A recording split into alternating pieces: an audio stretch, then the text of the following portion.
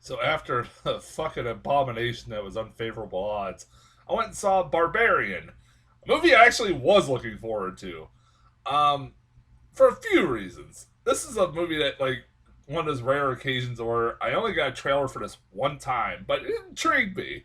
I remember it intriguing me. It didn't really show much, but what it showed, I was like, okay, I'm interested. It's a movie that like was the trailer left the mystery wide open. Like, what the fuck is going on in here? And also, this is like the 1 year anniversary for me of seeing *Malignant*. Today is like the one. Why are people like *Malignant*? What's the big deal about that? I didn't review *Malignant*. I wasn't doing reviews at the time I saw *Malignant*. I've never. I wish I did.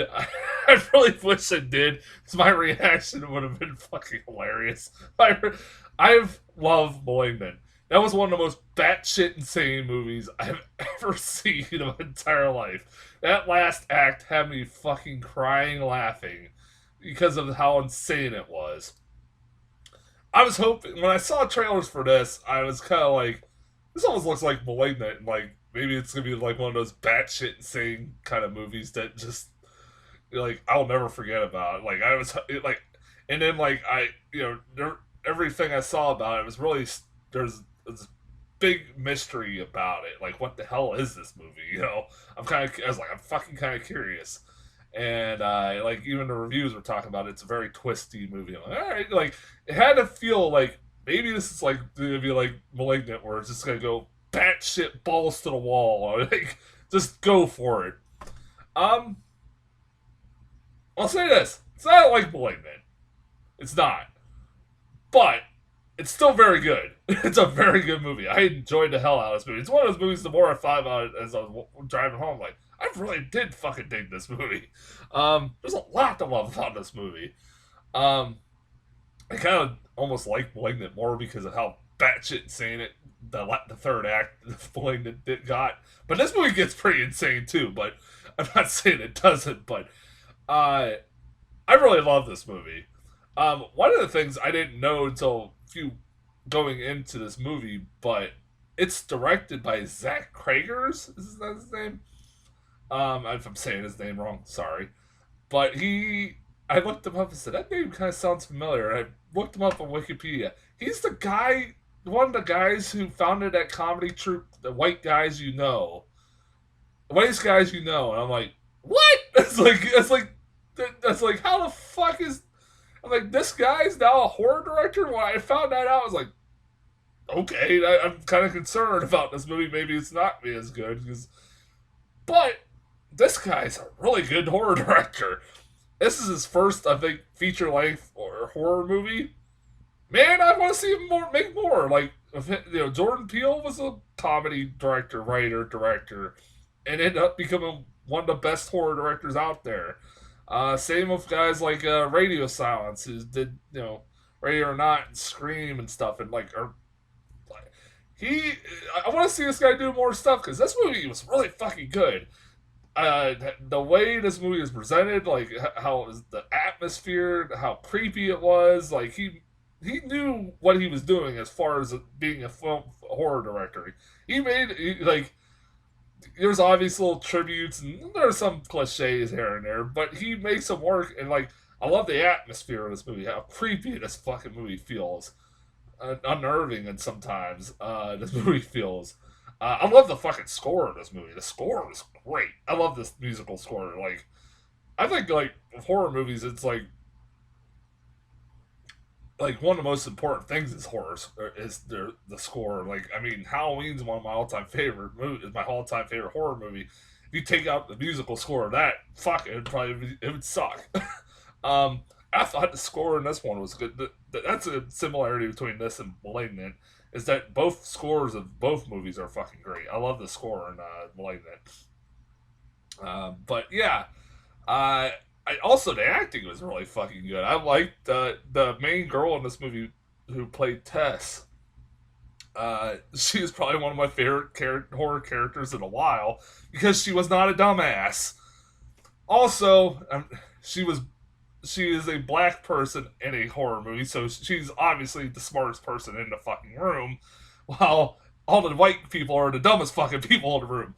Why is that a trend? Like, why is that a cliche? That's a cliche that's driving me nuts more and more over the years. I don't. Just because why are dumb white people so fucking dumb in horror movies?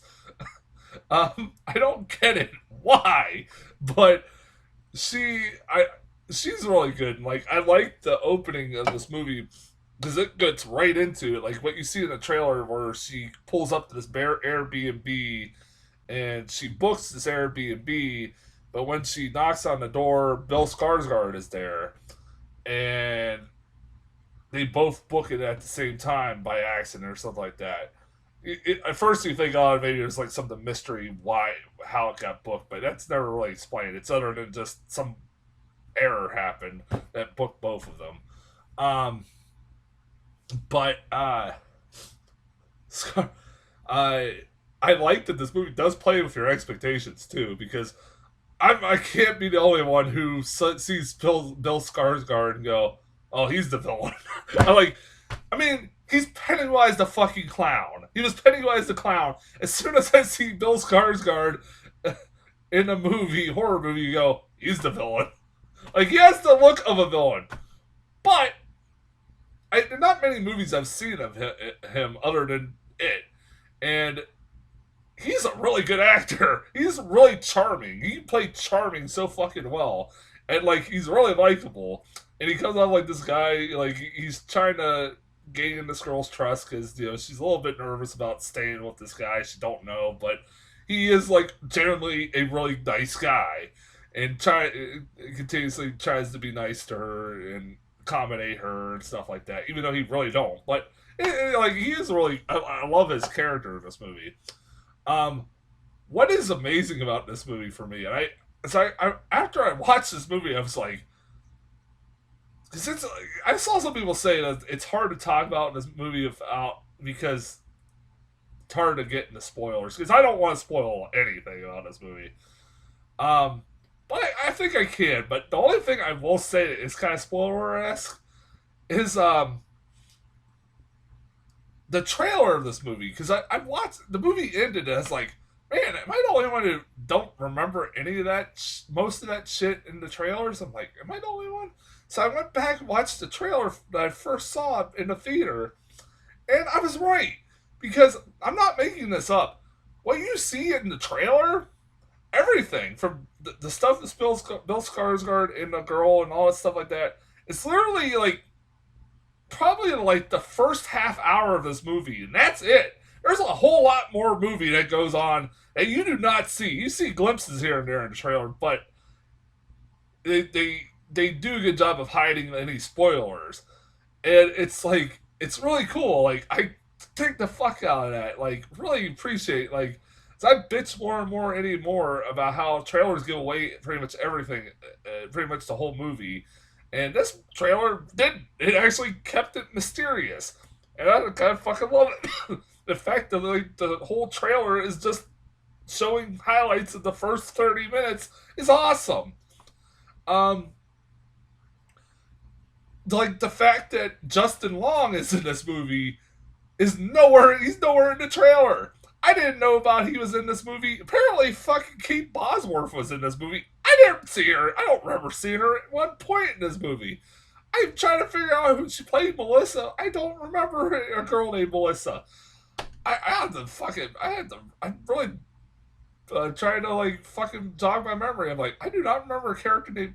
I would have recognized Kate Bosworth, but apparently she was in this too. But Justin Long.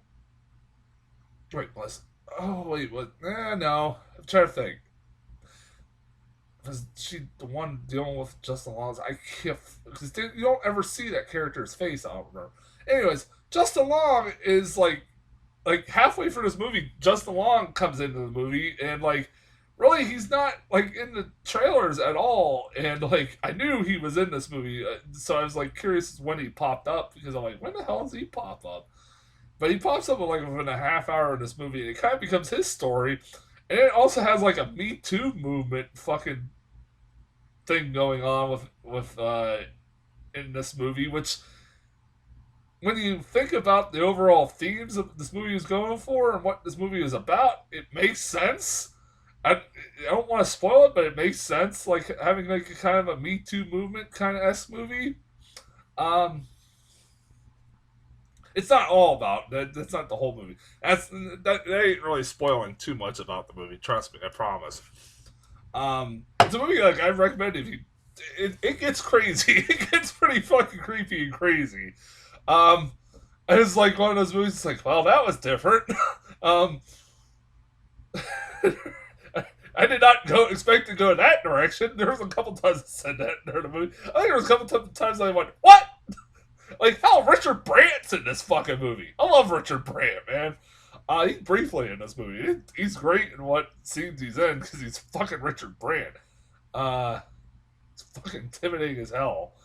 Um, yeah, I really love this. I really like this movie. I highly recommend it. I mean, it's better than Unfavorable Odds.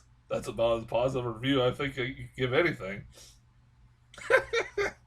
Like I said, see that and see Unfavorable Odds and then see this. You're like, oh, this is the greatest fucking horror movie ever made. Um, Unfavorable Odds was a fucking horror movie in a whole other fucking way. Um, yeah, go see Barbarian. I liked it a lot. What the fuck is next week? I'll look it up. I can't even fucking remember what is next week.